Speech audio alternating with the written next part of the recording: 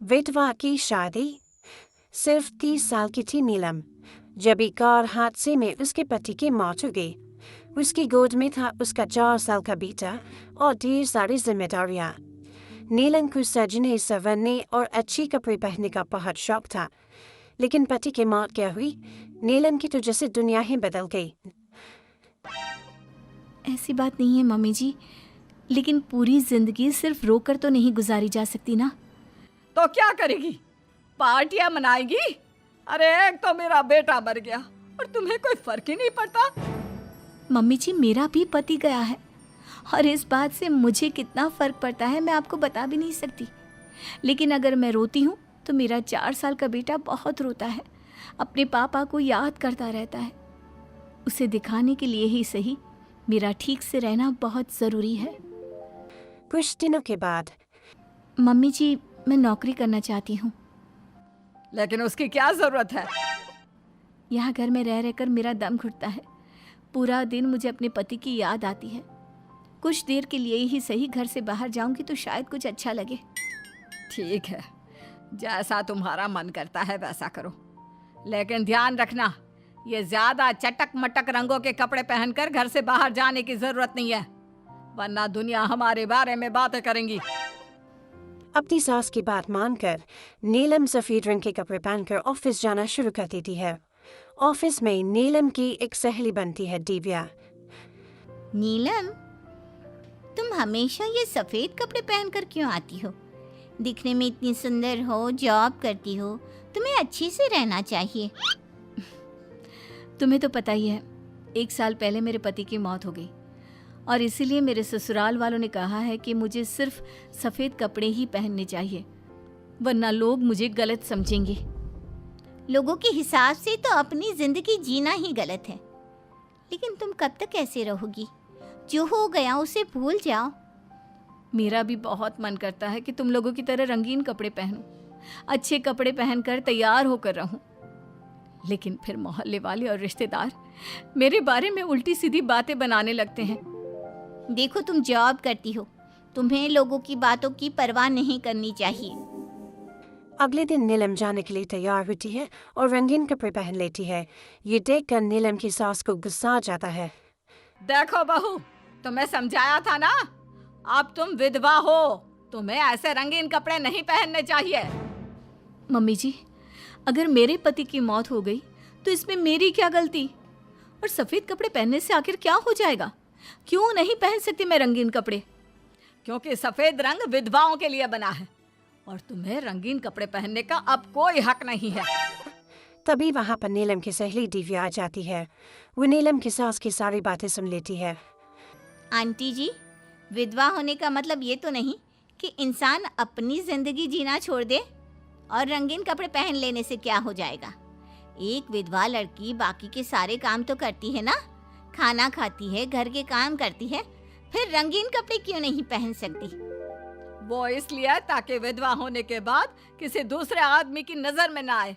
अरे रंगीन कपड़े पहनेगी तो सुंदर लगेगी, फिर कल को आकर कहेगी मुझे दूसरी शादी करनी है, तब हम क्या करेंगे? हाँ तो ठीक है ना, इसमें गलत क्या है? एक विधवा को अपनी जिंदगी जीने का पूरा अधिकार होता है, नीलम को भी है। चलो नीलम, तुम यही कपड़े पहनकर मेरे साथ चलो। नीलम रंगीन कपड़े पहनकर अपनी सहेली दिव्या के साथ ऑफिस चली जाती है। कुछ इसी तरह दिन बीतते लगते हैं, लेकिन अब पति के जाने के बाद नीलम बहुत उदास रहने लगी थी। क्या बात है, तुम इतनी उदास क्यों रहती हो? देखो, नए दोस्त बनाने चाहिए, लोगों से बात करनी चाहिए। तुमने देखा ना, कितनी मुश्किल से सफ़ेद रंग के कपड़ों से मुक्ति मिली है, और अब रंगीन कपड़े पहनूंगी, दोस्त बनाऊंगी तो समाज मुझे वैसे ही जीने नहीं देगा। इस मामले में तुम्हें समाज की परवाह नहीं करनी चाहिए नीलम। लोगों का काम क्या है? बातें बनाना ही तो है। कुछ दिनों के बाद नीलम के ऑफिस में एक लड़का आता है। उसका नाम अमर था। वो धीरे धीरे नीलम को पसंद करने लगता है और एक दिन वो नीलम से कहता है, नीलम, तुम मुझे बहुत अच्छी लगती हो, मैं तुमसे शादी करना चाहता हूँ। लेकिन अमर, मैं एक विधवा हूँ और मेरा 4 साल का एक बच्चा भी है, मैं तुमसे शादी नहीं कर सकती। मुझे तुम्हारे विधवा होने से कोई फर्क नहीं पड़ता, मुझे तुम एक अच्छी इंसान लगी और इसीलिए मुझे तुमसे शादी करनी है। लेकिन मुझे मेरी फैमिली से इस बात की परमिशन कभी नहीं मिलेगी। तुम उसकी चिंता मत करो, मैं तुम्हारे घर आकर बात करूंगा। कुछ दिनों के बाद अमर नीलम के घर पहुंचता है। नमस्ते आंटी जी, मैं अमर हूँ। मैं आपकी बहू नीलम से शादी करना चाहता हूँ। मुझे तो पहले से पता था।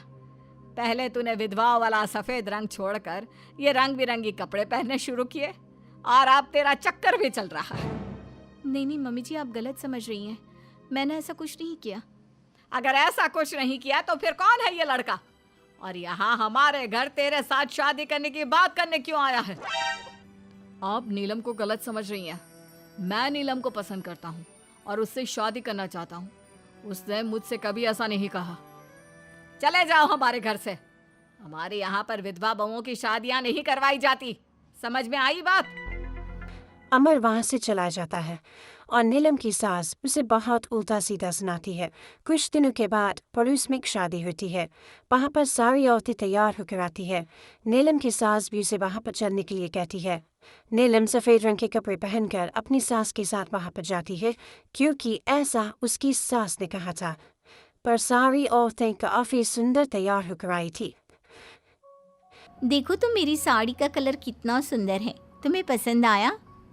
और ये देखो मेरे कंगन, पिछले महीने ही दिलवाए थे मेरे पति ने। कितना अच्छा डिजाइन है ना? अरे तुम्हारी मेहंदी तो दिखाओ, रंग तो बहुत सुंदर आया है।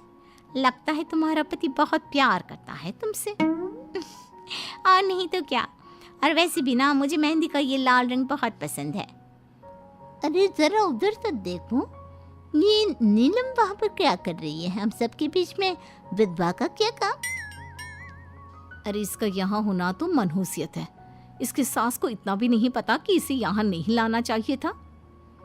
ऐसे सफेद कपड़े पहनकर बैठी हुई है, दूर से पता चल रहा है कि उसका पति मर गया। नीलम की सास ये सारी बातें सुन लेती है और फिर अपनी बहू के उदास चेहरे की तरफ देखती है। नीलम की सास को इस बात का एहसास होता है कि उसने अपनी बहू के साथ अच्छा नहीं किया। घर आने के बाद, नीलम, जरा मेरे पास आना बेटा। क्या हुआ मम्मी जी? मुझसे कोई गलती हुई है क्या? लो बेटा, बहुत सुंदर सुंदर और रंगीन साड़ियाँ हैं, ये सब तुम्हारे लिए। और सुनो, वो जो लड़का उस दिन घर आया था ना, क्या नाम था उसका? अमर। उसे कहना कि वो मुझसे आकर मिले। लेकिन अचानक क्या हुआ मम्मी जी? सब ठीक तो है ना? आप ये कपड़े मुझे क्यों दे रही हैं? और अमर से क्या काम है? बेटा, मेरे बेटे की मौत के बाद भी तुम मेरा इतना ख्याल रखती हो, नौकरी करती हो, पैसे कमाती हो। आज जब उस शादी में मैंने दूसरे लोगों की बातें सुनी, तब मुझे इस बात का एहसास हुआ कि विधवा होने के बाद भी तुम्हें जीने का अधिकार है। मम्मी जी, मैं कुछ समझी नहीं। देखो बेटा, जो चला गया वो चला गया, लेकिन आज के बाद तुम रंगीन कपड़े पहनोगी, खुश होकर रहोगी। और हाँ, मैं खुद तुम्हारी शादी अमर के साथ करवाऊंगी। लेकिन मम्मी जी, आप ये सब क्यों कर रही हैं? मैं तो आपके कहने पर सफ़ेद कपड़े पहनकर शादी में गई थी। वही तो बेटा, मुझे अच्छा नहीं लगा। और ऐसा तो किसी किताब में नहीं लिखा कि विधवा होने के बाद एक लड़की को सिर्फ सफ़ेद कपड़े पहनने चाहिए। अगर तुम ससुराल में रहकर अपनी जिम्मेदारी उठा सकती हो, तो फिर अपनी जिंदगी में सारी खुशियों पर भी तुम्हारा अधिकार है।